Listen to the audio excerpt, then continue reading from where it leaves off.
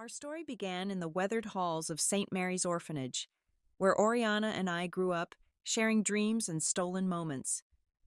We were just two lost souls who found home in each other's eyes. Life blessed us with a son, and for a while, we were complete.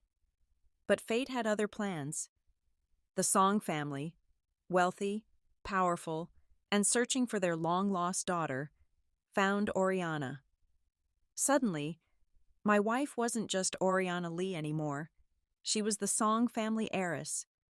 Our son Ezekiel traded his father's humble surname for theirs, and his world expanded beyond our simple dreams. Years passed like autumn leaves, bringing me to this moment, standing in our luxurious living room, divorce papers trembling slightly in my hands. Oriana barely looked up from her phone, her fingers dancing across the screen as she managed her company's upcoming IPO. "Why now?" she asked, her voice carrying more annoyance than concern. The answer was simple, yet it held the weight of 1,000 neglected dinners. "Because last night, the food I cooked got cold." "Are you really leaving with nothing?" she asked, still captivated by her screen's blue glow.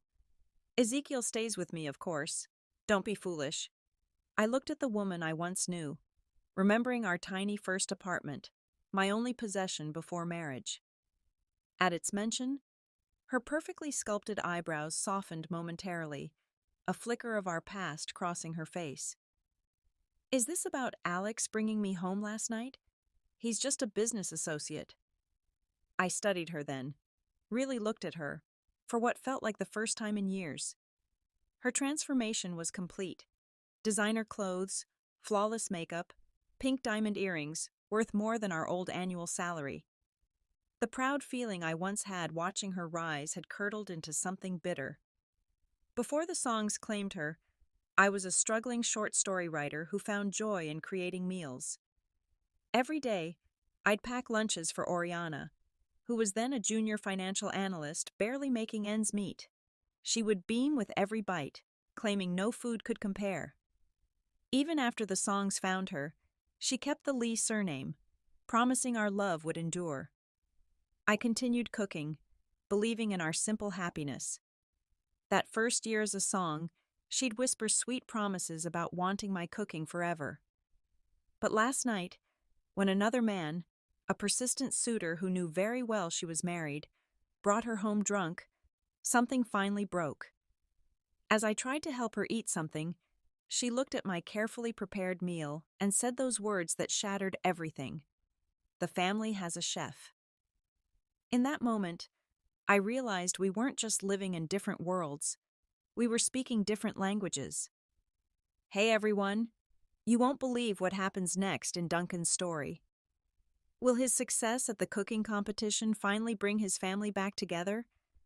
Or is there something even more heartbreaking waiting around the corner? The dishes he creates aren't just meals, they're pieces of his broken heart, and each one tells a story that might make you cry. What's really going on in Oriana's mind? And why is Ezekiel suddenly acting so different? There's a shocking twist coming up that no one sees coming, and it changes everything.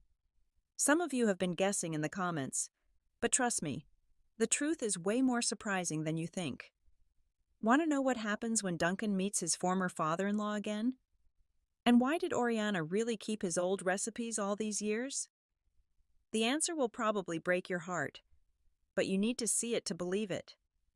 Don't forget to hit that like button if you're Team Duncan, and subscribe to catch the next part. You really don't want to miss what's coming. Share this with anyone who believes in second chances, or maybe doesn't believe in them anymore. Drop a comment below with your favorite moment so far. I bet it's not the one you'll remember most after you see what happens next. Ring that bell, and get ready for a story that will make you think differently about love, family, and the true price of success. See you in the next part. "You don't have to cook every day," Oriana sighed, her manicured fingers tapping impatiently on her desk. "Why won't you just join the company like I've suggested? Are you planning to waste your days in the kitchen forever?" But business had never been my calling. I had always declined involvement with the Song family's empire, preferring the quiet satisfaction of creating meals with my own hands. Our son Ezekiel had become her shadow, responding only to her voice.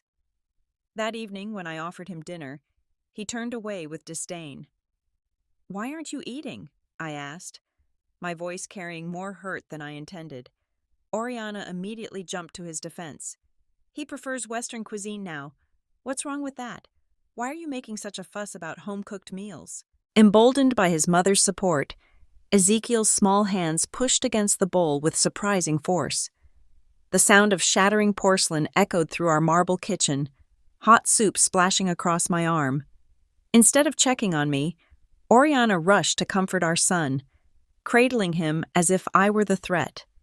"Just have someone clean it up," she mumbled, exhaustion lacing her words. "I'm too tired for this." Looking into her confused eyes, I realized words were pointless now. Her world revolved around million-dollar deals and corporate mergers. Anything less seemed trivial to her. Ezekiel had grown even more distant, shaped by his elite education and increasingly ashamed of his kitchen-dwelling father. He yearned for a father who commanded boardrooms, not one who found joy in perfecting recipes. When daylight filtered through our designer windows, Oriana finally noticed the angry red burn on my arm. "Ezekiel," she called, "Daddy got hurt last night. Go give him a hug." But our son, though a champion at school speech competitions, remained silent before me. I had grown up fatherless, believing that overwhelming love and care would be enough to win my child's heart. How wrong I'd been. Ezekiel's cold stare said more than words could. After those first baby babbles of Dada, he'd never really spoken to me again. The unspoken words hung between us. "You're not worthy to be my father." Oriana playfully pinched his nose as punishment for his silence, but the gesture felt hollow. "The house on Old Street needs renovation," she said pragmatically. "The paperwork will take time. You can stay here until then."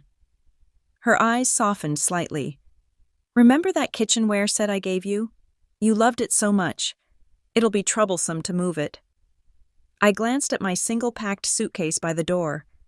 If no one's going to use it, just throw it away. I couldn't help but laugh bitterly.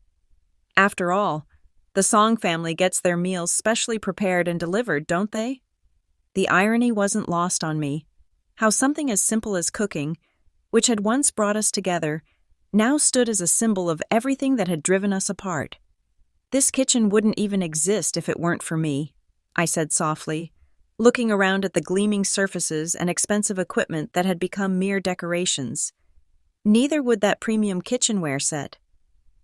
Oriana's offer to have the butler drive me home felt like another wall between us.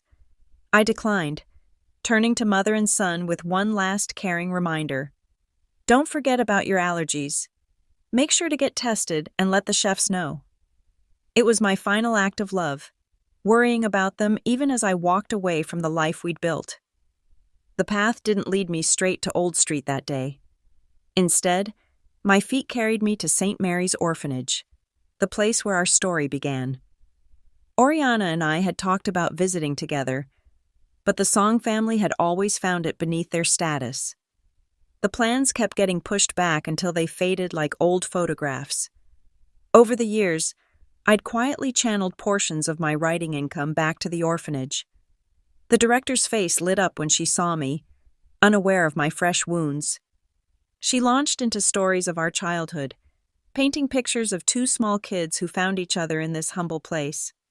Oriana, a year younger, always trailing behind me with curious eyes. "Remember how you used to watch Chef Uncle in the kitchen?" the director said, pointing to the back of the building. "You were fascinated by cooking even then." Her words brought back memories of those early days, how I'd secretly prepare Oriana's meals without garlic, defying the orphanage's strict no-picky-eating policy, just to see her smile. The director's invitation to cook lunch felt like coming home.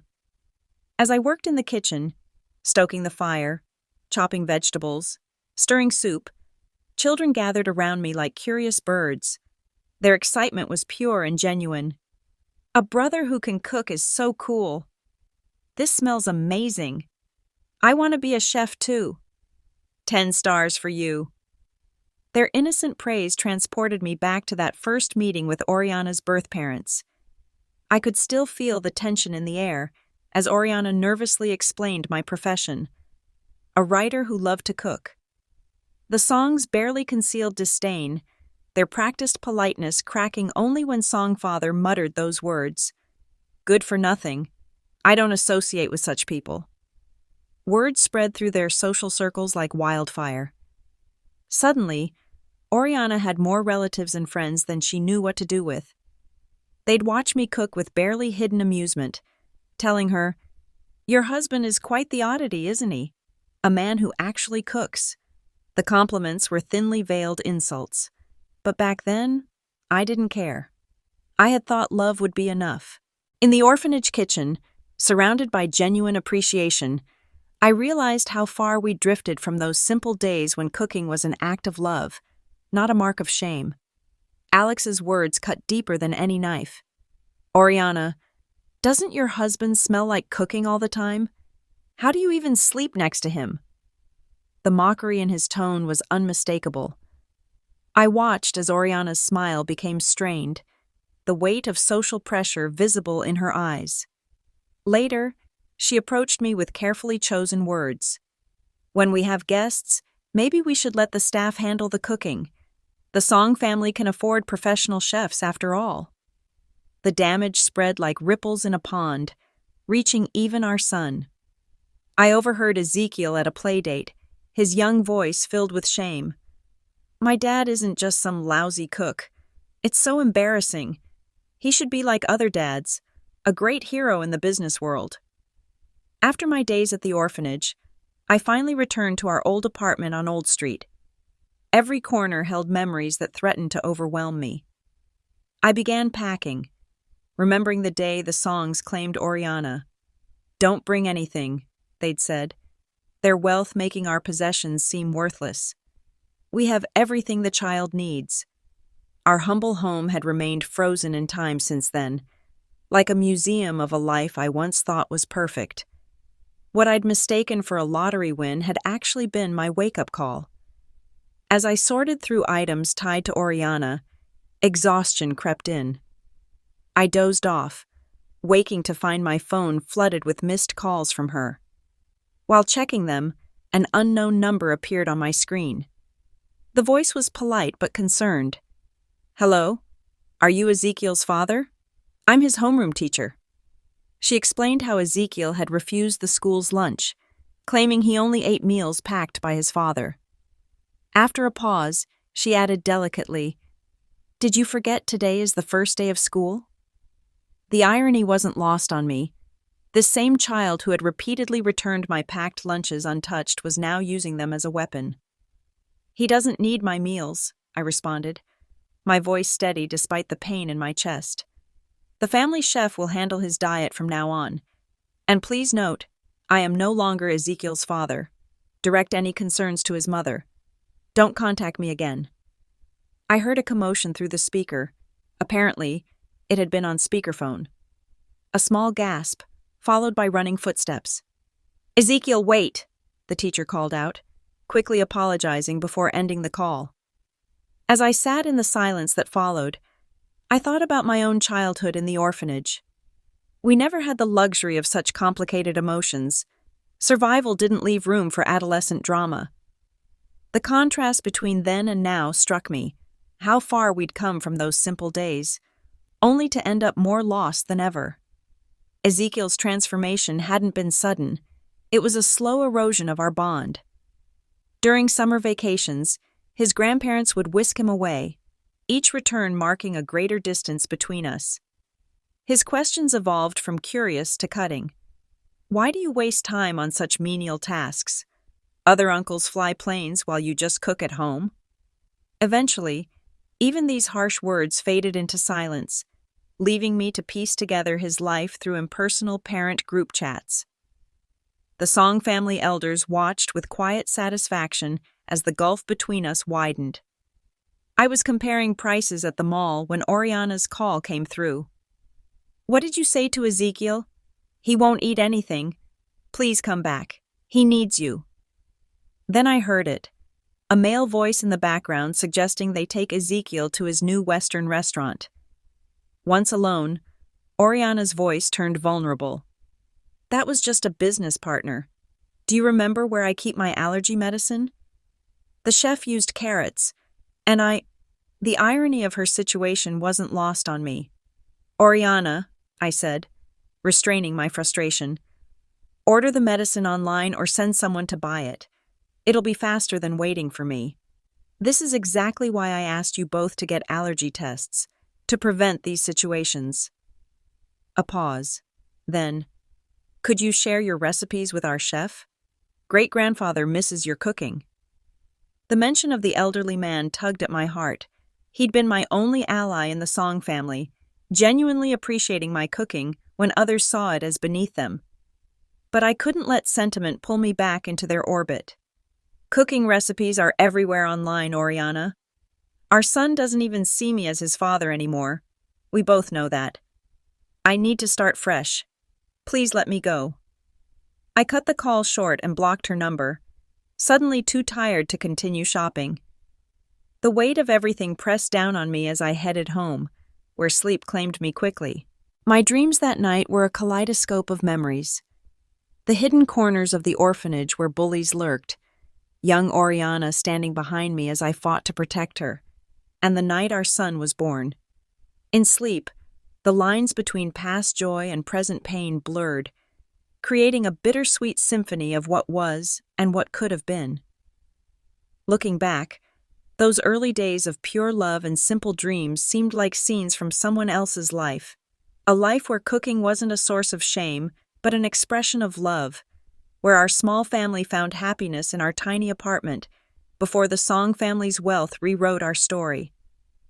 I had never been religious, but that night outside the delivery room, I found myself on my knees, bargaining with any deity who would listen. "Take my life if you must, but keep them safe."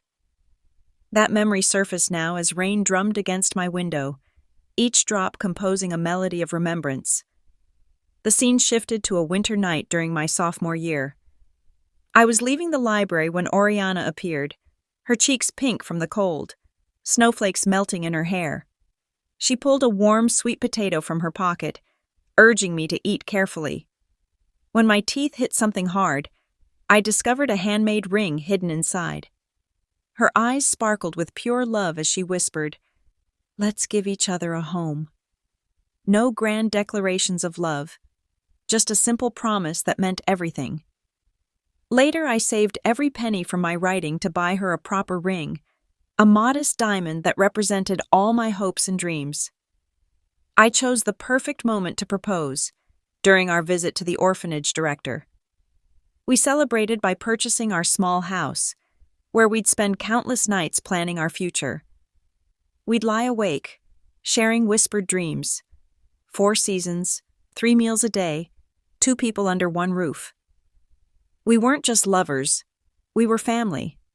When the pregnancy test showed positive, we held each other, crying tears of joy. Times were tough. Oriana faced discrimination at work after announcing her pregnancy, eventually being pushed out. I channeled all my writing income to her, wanting her to focus on our growing baby without financial stress. Every night she'd massage my hands, worried about the tendinitis developing from endless hours of typing. In those tender moments, I silently vowed to work harder, to protect our little family forever. When the doctor asked if I wanted a boy or girl, my answer was immediate: a daughter who mirrored her mother's beauty. I dreamed of giving her all the love and warmth we'd missed in our own childhood at the orphanage. Ezekiel's birth brought different but equally precious joys. A son, I thought, would grow up to be another protector for his mother, standing beside me and keeping her safe and happy. Everything changed when Ezekiel turned 1 month old. Oriana revealed that her biological parents, the Songs, had found her. The truth emerged. She'd been kidnapped as a child, and her parents had spent years searching for her, never having another child. Despite the changes this would bring, I felt genuine happiness for her. After all, wasn't this what we'd both dreamed of in the orphanage? More people to love us? Little did I know then that this blessing would become the beginning of our end. The song's love was like a tidal wave, gradually washing away my place in Oriana's life. Her new role in the family business thrust her into a world of elegant banquets and elite social circles. The Oriana who once loved simple Qingju perfume now wore designer fragrances. Everything about her was changing, becoming more polished, more distant. Alex entered our lives when Ezekiel was 4. The Liu and Song family's business partnership meant frequent joint appearances at social events. When I voiced my concerns about our dwindling family time, Oriana dismissed them with practiced ease. Ezekiel's not like other children. He understands these things. When I pressed further, her response cut deep. It's just business. Don't be so insecure. That word, insecure, hung between us like a wall. I remembered writing a story once about a workaholic executive who took his secretary for granted. Oriana had read it, held my face in her hands, and kissed my forehead tenderly. If you ever become like that character, neglecting the people who love you, you'll be sleeping on the couch. The irony of that memory stung as I watched the rain lighten outside my window, dawn breaking over a changed world. 3 years later, I'd rebuilt my routine, writing, exercise, and perfecting my cooking skills. One morning, a knock interrupted my shower. Wrapped in a towel, I found myself face to face with a stranger who introduced himself as the song's new chef. When I tried closing the door, his foot blocked it. "Sir, please, I need your help. The miss and young master barely eat anymore, and the elderly gentleman is ill, asking for your cooking." I took a deep breath, water still dripping from my hair. "Don't call me sir. I'm not part of the Song family. Emotional manipulation won't work. Keep harassing me and I'll call the police." The chef retreated, but before I could return to my shower, my phone rang. Another unknown number. "Duncan, Ezekiel's having a meltdown over your fried rice. He ran into the stairway corner where you'd put those safety bumpers. How did you manage his reading lessons? The tutors can't handle him. And great-grandfather," the voice paused. "He's sick. He misses you." The words hit me like physical blows. My son, who'd claimed to hate my cooking, was now throwing tantrums over it. The safety measures I'd installed still protected him, even in my absence. And great-grandfather, the one person who'd truly appreciated me in that family, was ill. I stood there, dripping wet, torn between the life I was trying to build and the one I'd left behind. I had made a promise once, to never make Oriana feel inferior or submissive. Yet now, hearing her pleading voice through the phone, all I felt was a bone-deep weariness and disappointment. For years, I'd poured my love into 3 daily meals for her and our son. I'd never bought into the notion that housework was beneath me, or only for women and servants. To me, love lived in the details. I tracked Oriana's menstrual cycle meticulously, preparing warm soups and sending gentle reminders about painkillers. During rainy seasons when Ezekiel's fevers would spike, I'd rush to school with medicinal meals carefully packed. Meanwhile, Oriana would be too absorbed in meetings to answer my messages, and our son would complain to his grandparents about how embarrassing it was to have a father who fussed over his illness. Even my cooking for great-grandfather, done out of genuine affection, was twisted by others into calculated manipulation of the Song family. As time passed, my enthusiasm eroded like a shoreline under constant waves, leaving only exhaustion and numbness in its wake. "Oriana," I said into the phone, "we grew up together. You know who I am, who I've always been. We're adults now. We should understand what it means when something ends. This sudden change in you and Ezekiel, is it really about not being able to adjust? Keep your dignity. Show our son what self-respect looks like. Stop reaching out to me. Don't make me lose the last bit of respect I have for you." The silence that followed spoke volumes. I ended the call, my patience finally exhausted. The Song family's persistent attempts to reach me felt like tests I no longer had the energy to take. It wasn't that these relationships meant nothing. Sometimes I ached for them desperately. But I'd come to realize a harsh truth. The world doesn't stop turning without any particular person. Life continues, with or without us. This epiphany led me to decide to sell the property. With my savings, I planned to explore the world's cuisines, the sweetness of southern dishes, the salty northern flavors, spicy eastern specialties, and sour western delicacies. I wanted to understand the cultures that birthed these tastes, the stories behind each dish. The Song saw my passion for food as something shameful. At a family banquet, I'd quietly suggested taking Ezekiel on a food tour to experience local specialties. Oriana's frown said everything before she even spoke. His programming classes are packed. Don't lead him astray. If you want him to try something, we can have it delivered or prepared. Songfather's snort of derision cut through the air. Obsessing over food all day. What kind of future is that? The husband you chose is simply tacky. Oriana remained silent, offering no defense, while Ezekiel shifted his chair away from mine, creating a physical manifestation of our growing emotional distance. In that moment, surrounded by luxury but starved for understanding, I realized how far we'd drifted from those simple days in the orphanage when sharing a meal meant sharing love. Racing to Songfather's side, I couldn't help but reflect on everything. Ezekiel was special, different from other children of the future.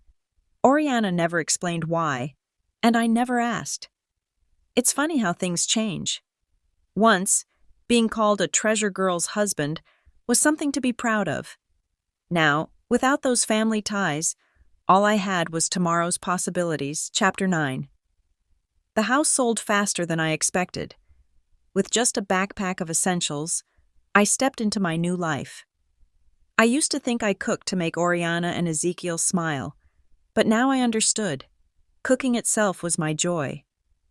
The sizzle of oil, the dance of flames, the rainbow of spices, every little step brought life to my kitchen. I started sharing my cooking adventures online. People seemed to love watching this good-looking chef work his magic. My journey began in Jiangxi, a city where food was religion. Even the busiest people would stop in their tracks for a steaming bowl of clay pot soup. Late one night, I found myself in a tiny restaurant. The owner, his face gleaming with sweat despite the winter chill, wore a well-worn towel around his neck like a badge of honor. "Can you handle spicy?" he asked with a knowing smile. I nodded, not knowing what I was getting myself into. Those rice noodles? They set my whole world on fire. As I sat there coughing, tears streaming down my face, the locals came to my rescue with bowls of cooling soup. In that moment, sweating and laughing, I felt more alive than ever. My followers loved these real, unfiltered moments, and they followed me all the way to the grasslands of Inner Mongolia. The locals welcomed me like family. I shared the recipes I'd learned on my travels, and they shared their stories. Then came the invitation to the Naadam Festival, a celebration of life itself. Picture this: endless green grasslands stretching to the horizon, bright flags dancing in the wind like colorful birds. The festival was a feast for all senses. People from everywhere brought their songs, their dances, their joy. When night fell, we gathered around a massive bonfire, sharing food and laughter. I learned their traditional dances, the rhythms of the grassland becoming part of my heartbeat. Above us, the mountain lights twinkled like earthbound stars. Tears rolled down my cheeks, hidden in the darkness. I remembered how I once dreamed of exploring these places with Oriana. But now I understood something important. Sometimes the best journeys are the ones we take alone. Free from expectations, free from the past, just living in the moment. That night, lying on the soft grass with my new friends, feeling the gentle wind in my hair, I finally felt at peace. The wind felt like a shy lover's kiss against my forehead. washing away the emptiness inside. The world stretched before me, full of endless possibilities. Chapter 10. Years flowed by like a gentle stream, and my food journey gradually came full circle. I found myself back at the orphanage, just in time for two special celebrations: the headmaster's 60th birthday and the orphanage's founding anniversary. They were planning a charity fundraiser, and I jumped in with both feet, taking charge of the kitchen and helping organize the event. The children here warmed to me instantly, their eyes lighting up at mealtimes. Everything changed the day they found a hurt puppy near the playground. When they brought it in, eyes full of hope, the headmaster started shaking his head. But I stepped forward with an idea. Let them keep it. It'll teach them about caring for others. I could see the headmaster trying not to smile as he gave in. The kids' joyful screams nearly lifted the roof off the building. That night, I discovered my doorway stuffed with candies, their sweet way of saying thank you. At first, they'd casually call me brother or uncle, but something shifted, and one day, Dad started spreading through the orphanage like wildfire. It caught me off guard, but being an orphan myself, I understood their hunger for parental love all too well. Chapter 11. The excitement was contagious when a charity organization donated amusement park tickets. As one of the chaperones, I was at the entrance, sorting out the tickets, when angry shouts erupted behind me. Running back, I found myself in the middle of a heated argument. "He's my dad!" "No, he's not yours to claim." "I'm Ezekiel, his real son." "Liar. Dad's surname is Lee, not Song. Stop making things up." My heart stopped. Ezekiel. The years had stretched him tall and lean, but those fierce words confirmed what my eyes couldn't quite believe. I broke up the fight, putting on my sternest face. "Who started this?" The children fell silent, heads bowed. They'd never seen me angry before. Ezekiel stepped forward, clutching my shirt like he used to when he was smaller. "I did, Dad," he admitted, his voice trembling. "They were calling you Dad, but you're my father." I gently removed his hand and crouched to meet his eyes. "Fighting is never the answer, Ezekiel. You know the difference between right and wrong, don't you?" But he wasn't listening. His eyes welled up with tears. "I don't care. Don't you want me anymore, Dad?" The pain in his voice hit me like a physical blow. As I stood up, bewildered by what was happening with the Song family, I spotted Oriana watching from a distance. Her voice carried across the space between us. "Duncan, he misses you so much." Time had been kind to Oriana's appearance, but I could see the weight of exhaustion in how she carried herself. Funny how life works. I'd spent countless hours imagining our reunion, picturing myself overcome with joy or heartbreak. Instead, I felt nothing but concern as I watched Ezekiel glaring at the other children. "Is anyone hurt?" I asked the group. Emma, a quiet little girl, raised her hand like a white flag. "Dad, he broke the wooden figure you made me." Her words only seemed to fuel Ezekiel's anger. "That was my dad's gift to me," he snapped. Thankfully, no one was physically hurt. I pulled aside one of the teachers, then turned to Emma with a smile. "How about I make you 2 new figures, one to replace the broken one, and an extra special bigger one?" Her face lit up like a sunrise, and she skipped away to join her friends. Chapter 12. Ezekiel was still causing chaos, more than Oriana could handle. I walked over, my voice firm. "Ezekiel, it's been years, and this is how you choose to act?" The shock on his face told me he hadn't expected criticism. "Let's talk about what you did wrong," I continued, meeting his gaze. "First, you started a fight. Second, you broke something precious to someone else and didn't apologize. But worst of all, you lied about that wooden figure."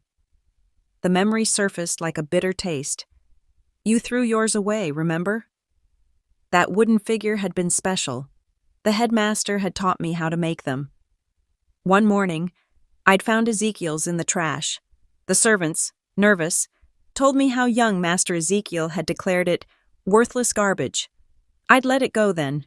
After all, he had every toy money could buy, anything his heart desired. Now, watching guilt creep into his eyes, I heard his whispered words. Dad, I was wrong.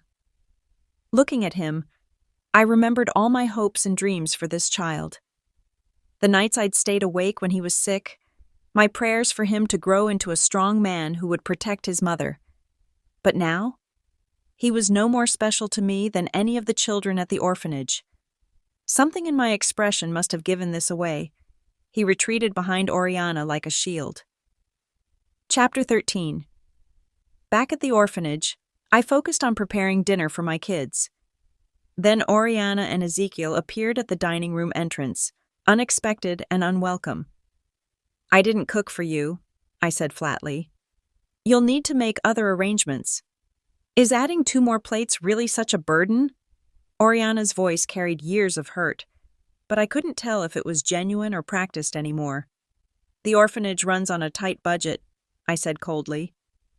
Oriana fell silent while Ezekiel watched the other children eat, hunger written across his face. The headmaster, reading the room perfectly, pulled me aside. That's when I learned the truth. The Song family had been quietly funding all the recent activities and outings that had brought so much joy to our children.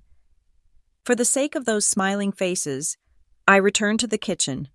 Knowing their dietary restrictions, I prepared simple egg noodles for mother and son. Ezekiel devoured his portion like he hadn't eaten in days, but Oriana just stared at her bowl, lost in thought. Mom, if you're not eating that, Ezekiel's eyes fixed on her untouched noodles. He had to ask twice before she responded, suddenly clutching her bowl like a lifeline. No, this bowl is mine. No one can take it. This bowl, it's for me. No one can take it. Her voice carried an edge of desperation I'd never heard before. Chapter 14. Summer heat pushed all the children into the single air-conditioned room to save electricity.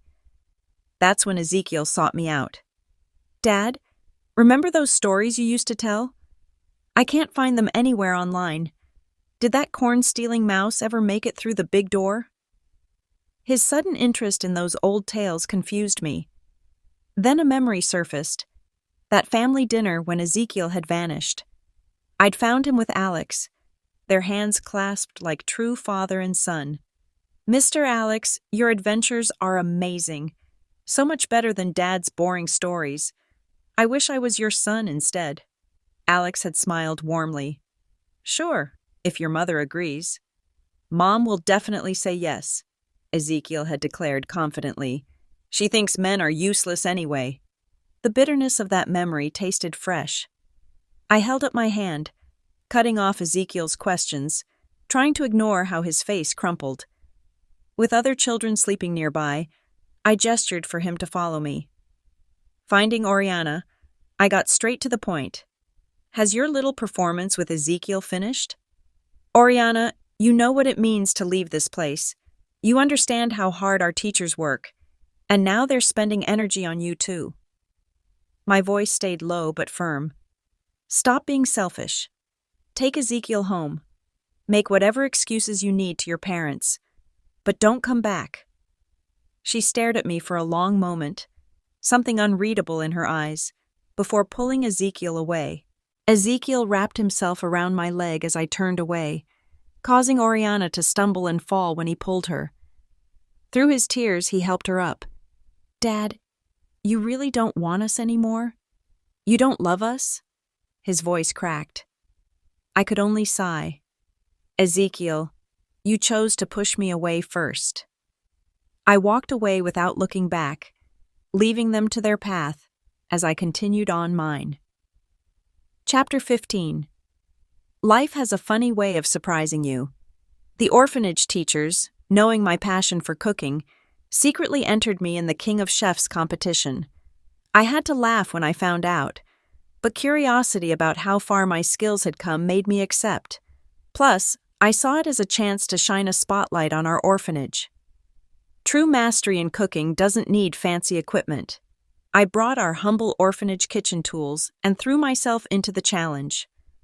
All those years of wandering, tasting different cuisines, had given me something special, an understanding of food that went beyond recipes.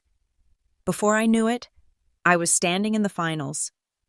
The headmaster and children filled the audience, their cheers warming my heart. The final challenge theme was memories, complete creative freedom. Standing there, surrounded by ingredients, my mind flooded with images from the past.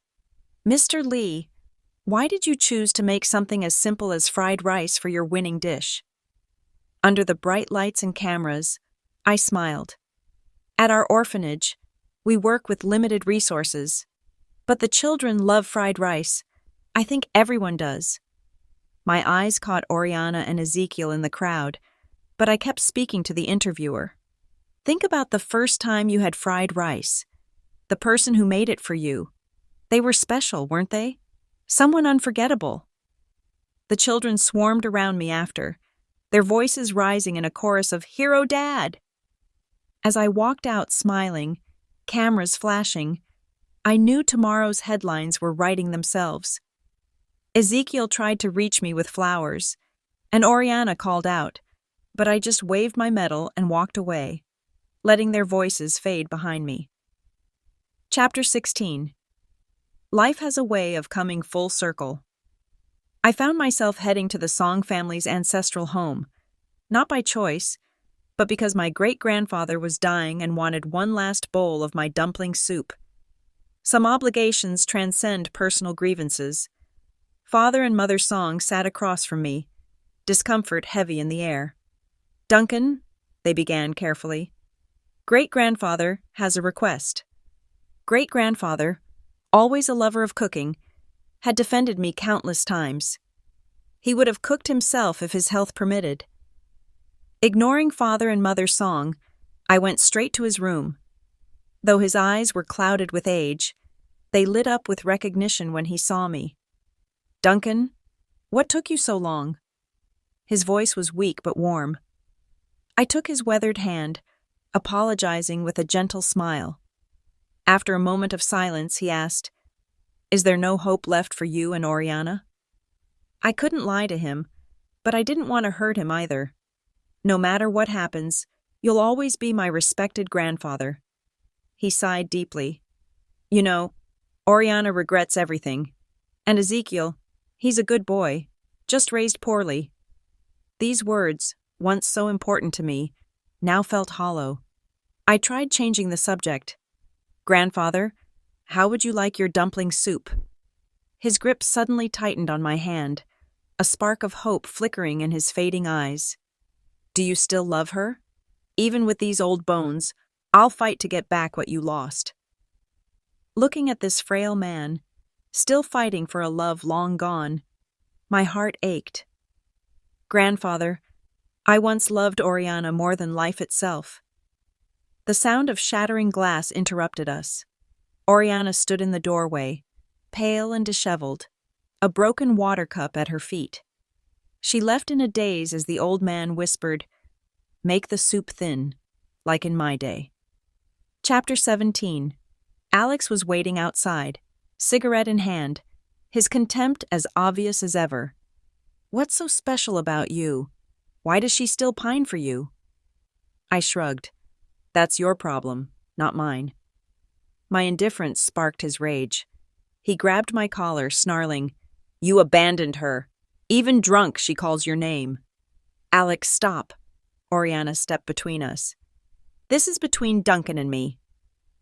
Alex threw down his cigarette and stormed off. The scene felt like a mirror of 20 years ago, but our roles had reversed. Time really does flow like a river, turning life into a dream. Oriana composed herself, smoothing her hair. "Duncan, it's not just Ezekiel.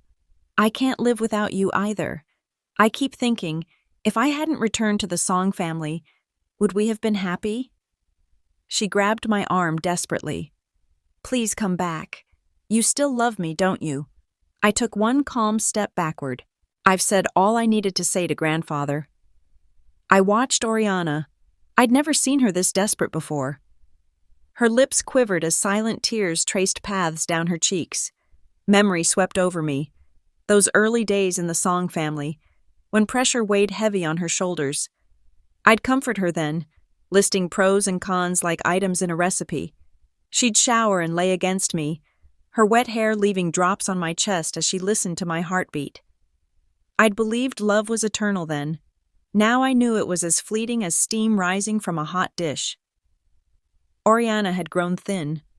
Her wrist felt fragile as I removed her grip from mine, like a delicate piece of china that might shatter. "How can you prove you don't love me anymore, Duncan?" Her voice cracked. "Don't lie to me." Money hadn't corrupted our love. It had simply offered too many choices, making us believe something better always lay ahead. We stopped cherishing what we had. I'd become like a forgotten meal, going from piping hot to cold leftovers.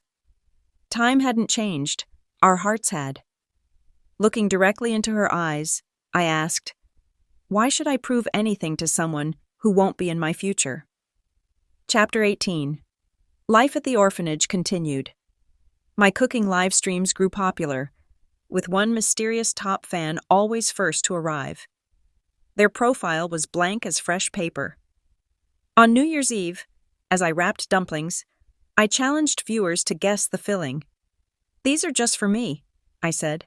"I have unusual taste." Comments flooded in, but no one got it right. Then the top fan wrote simply, "Sauerkraut filling." They vanished immediately. One sentence was all I needed. It was Oriana. After midnight, once the children were in bed, I went to photograph their snowmen. Car headlights caught my attention, revealing two figures standing in the snow, waiting. "Happy New Year, Dad." Ezekiel held out a gift I didn't take. Opening the box, he revealed a basket of dumplings. Mom and I made them. We even kneaded the dough ourselves. "Try them," Oriana said softly. "Your favorite flavor. And these noodles, the ones you taught me to make. They taste... This food has gone cold." The same words I'd used during our divorce. Oriana understood immediately. The moonlight on snow made her face look ghostly pale. She started to speak, but stopped, like trying to gather spilled water. Some things can't be recovered. Ezekiel's face contorted with rage and pain. As the bodyguards dragged him back, his screams pierced the night air. "Mom, you lied. You said if we cooked for Dad, he'd come home." His fists pounded against the car window. "Dad, I was wrong. I was wrong, Dad." His cries woke the children who came running outside, forming a protective circle around me. Their eyes shone with worry in the moonlight. "Dad, if you want to go back home, we'll understand." Their sensitivity, born from their own losses, made their concern even more touching. I gathered them close. "Dad isn't going anywhere. This is my home. I'll always stay with you." Above us, fireworks painted the sky with hope, blessing everything they touched. Families gathered together under warm lights, sharing meals across 4 seasons. I had no more sorrow to spare, no regrets left to carry. Chapter 19. Ezekiel's Epilogue. My greatest regret echoes in my memory. "You don't deserve to be my dad." When I said those words, his face remained perfectly calm, not even a flicker of hurt. Later I threw tantrum after tantrum, begging Mother to bring him back. Our house was full of capable people, but none could cook like him, none cared like him. Even as a child, I sensed this loss would haunt me forever.